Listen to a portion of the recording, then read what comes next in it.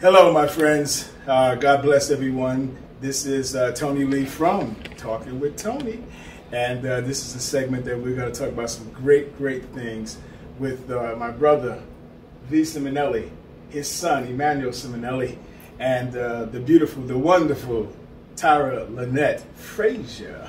She's going to be our interviewer for today. So, sit back, relax, and enjoy some interesting dialogue coming at you right now. All right. Good afternoon, guys. Thank you. Good afternoon. T. Lee and the Simonellis. Thank you for having me. It's like a group. Simonelli. Do Simonelli. That's right. Do Simonelli. I like that too. The Simonellis. All right. So this afternoon, we're going to just go through a couple of questions with you guys and give us your honest opinions and your quotes if you have any, your jokes if you have any. Just relax and have a good time, all right? Brooklyn. Kansas City, buddy. Kansas City, all right. Yes. Home of my homes, all right? Yes. All right. So this afternoon we're going to get started with a couple of questions. The first is going to be to you, Victor, and to you, Mr. Toney Lee. Yes. And the first question is, how have your fathers had an impact on you as an artist? Well, I'll go first, V. You know, my dad was always into music. He loved music. Billy X. Stein was his boy. You know what I'm saying? I worry about you. I remember him singing that to me when I was a kid. And music meant a lot to him. He growing up in Virginia, and then his younger days in New York City. He went to the clubs, the Apollo, all these great places. So he would tell me these stories. And that would really intrigue me more about music and the industry and the energy. So my dad would always uplift me with that. And even as he was going home to be with the Lord at 89, you know, we used to sit together and play Billy X. Stein and Duke Ellington and Sarah Vaughan and all that great stuff. So he was a major influence on me loving music, and my brother, on love, on both of us. All right, thank you. And what was the song he sung again? I worry about you. I ain't Billy, but you know what I'm saying. Well, okay, you're not Billy, but don't worry about us. We're good. Okay, Victor, could you answer the same question, how your father has impacted you? Yes, well, my dad, he's a record collector. And my earliest memories are going through his collection. He has a very large record collection, all types of music. And you know, as a child, I'd pull out records and ask him about them, and he'd play them. And he wouldn't only play records I asked about, but he'd play records that he chose too. And he got me really thinking about music, not just listening. So he'd play a song and he'd say, so how does that make you feel? What do you hear in it? What are the lyrics saying to you, or what lyrics stood out to you, and what type of feelings is it stirring up inside of you, or what instruments are you hearing? You know, and he really got me thinking about and examining and dissecting music at a very young age. Wow. So we'd listen and then talk about what we just heard after. So it really got me thinking and just going to a deeper place with it. And that's why he's so great today as my co-producer and great friend, because he gets deep. He gets deep. He'll have me in the studio getting deep. Getting deep. Like, yo, V, you deep. Where'd it come from? Did not come from your dad. From your dad. Yeah, we'll pull them together. Where's your dad's collection now? So he has his collection. He still has his collection. My dad is in his mid-70s now. Okay. And he still has his collection. I haven't dug through it in some years, but I still like to. He has some great stuff there. Wow, okay. Nice, Thank you. So younger Simonelli. That's Mr. Imanuel, younger Simonelli. You have your dad and you have your granddad, who are these musical geniuses. So how has your father or your grandfather impacted you for what you're doing now? I feel like, in a way, not in a way, but totally, I feel music more than a lot of kids my age, because I've felt music at a young age. The day I was born, I was in the studio. So, wow. Yes. Wow. Okay. So it's impacted me in a positive way. What kind of music genres do you like? I like all kinds of music. as long as it's made the right way and you can feel the energy and you can feel that it's musical, you know. Okay, that's so not dull. You just said something interesting. So you said made the right way. Can you explain that a little more? Honestly, I can't, because it's a feeling, you know. Instinct. It's instinct. Yeah. It just comes natural. It's made the right way whenever you put the feeling in it, and whenever you don't force it. Okay.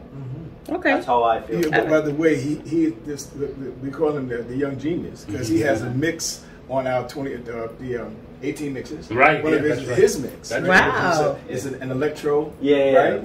Yeah, tech house more. Yeah. Okay, so younger Simonelli is doing what's it called? Tech house. Tech house mixes. House. House mixes. That is, I'm understanding that correctly? Yeah, just house music. Okay, all right. Okay, well, we have to listen to that one. All right. Okay. That's a good one. Okay. Victor, the little bit older Simonelli. Would you like to explain to us your career path? Maybe from how you told us a little bit about your dad and the music and going through the records and how he took you through the process of listening. But what has your career path led you to at this point? Wow. My career path has led me to, gosh, oh wow, it's led me to meeting people all over the world, and taking me to places that I wouldn't have dreamed of going otherwise. I mean, music has been sort of the vehicle to, bringing me to so many places and opened so many doors. Sure. Music is a universal language. We can go to places in the world where they're not going to understand one word we say, but if we put a tune on that they're feeling and we're feeling, instant connection. Yes. You know. Name some of the places, brother. I mean, don't be modest, bro. Oh, you know what I'm saying? Gosh. Come on. Oh, it's been all over Europe, Asia. I've been to South America. I've been North Africa. Say again? 12-hour set in Korea. Yeah, I mean, yes. Well, I'm sorry we missed that. What was that place? He gets a kick out of the long sets. You know, the long DJ sets. So he's asked me some of the longer DJ sets I played. I told him I paid 12 hours in Korea and Japan. South Korea and Japan. Okay. They like the long sets over there, but you know, all over Europe is the scene is just thriving. You know, and Tone and I talk about that. Yeah. But again, the question was, repeat it, please. Your career path. My career path. When I first went to England, I remember the enthusiasm from the people. To the music. If I would have played some of those tunes at a gig in New York, yeah, we have enthusiasm here, don't get me wrong. Yeah. But over there, gosh, I got people asking me questions, and not only asking me questions, but stating facts about me that I wasn't even really fully aware of myself. I had to ask myself, gosh, how do they know more about me than I know? Yes. That's a real deep fan. That is. And which brings me to my next question. Mr. Lee, he just mentioned about people in other countries knowing him or knowing about him, some of his characteristics, some of the things that he's done. Has that happened to you? Have you heard from people in other countries or fans or anything along that line to where somebody has said, hey, Mr. Lee, we've heard about you. We knew you did this or you did this back in 1988. You know, have you had that experience also? I have, and it's been one of the most incredible experiences of my life because music is universal. Now you hear that as a theme, right? But when you actually connect with people around the world for music that you've done, then you understand how important it really is. Most and I do. I mean, I have fans now in France, Germany, Italy, London, just literally all over. And it's like, sometimes it's astounding to me. It's humbling to me to know that the gift that God has given me, I've been able to share this gift with the world. So yes, I just had a fan contact me the Thursday. He's blind. Wow. 23 years old. He's a DJ. His father was a DJ, and his father played music from BLS, LIB, all that stuff. And he found one of my records, and he befriended me on Facebook. And he told me, he said, I love your music. He's 23 years old. Wow. You know, some of my music was like double his time on this earth. But it's things like that that always are amazing to me. Younger Simonelli, I just like saying that. You're beginning, correct? Where would you see your career path maybe 5, 10 years from now? Hopefully touring, and I have a lot of productions coming out soon. In the next 5 years, I don't know how many are going to be released, but a lot more than now. Yeah. All right. Well, listen, we want you to keep at it. You have your father and your grandfather, and you have a great example right before you. I believe that you will get there, and that it will be great. Right. We'll make sure we see. That's what we're saying. Yeah, that's great. That's like a brother building a brother. I like it. Yeah, that's right. We all like it. All right. So, the connection between you and Victor Simonelli and Status 4. Who would like to take a stab at that?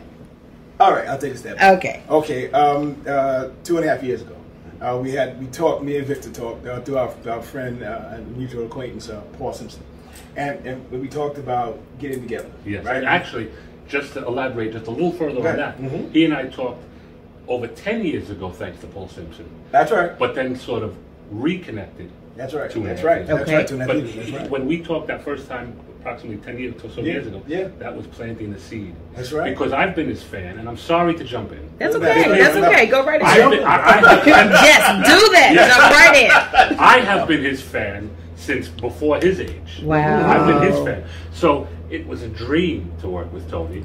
Then Paul made the introduction. That's right. And then that dream became a possible reality. A dream within realized. reach, in other words. Yes. Yeah. So then go on, please. Okay. You sure? Please. Please. Absolutely. Listen, you're on a roll. The floor is yours, sir. All right. So in that, and we talked about a project, doing a project together, and we talked about Status 4. You know, my brothers, we love you guys, you know that, and they're a vocal group that I've known over 30 years of my life, and they had a big record called You Ain't Really Down, which is a classic record as well. And we talked about doing it, and then he came up with the bright idea of let's do it together. Okay. Status 4 Toney Lee.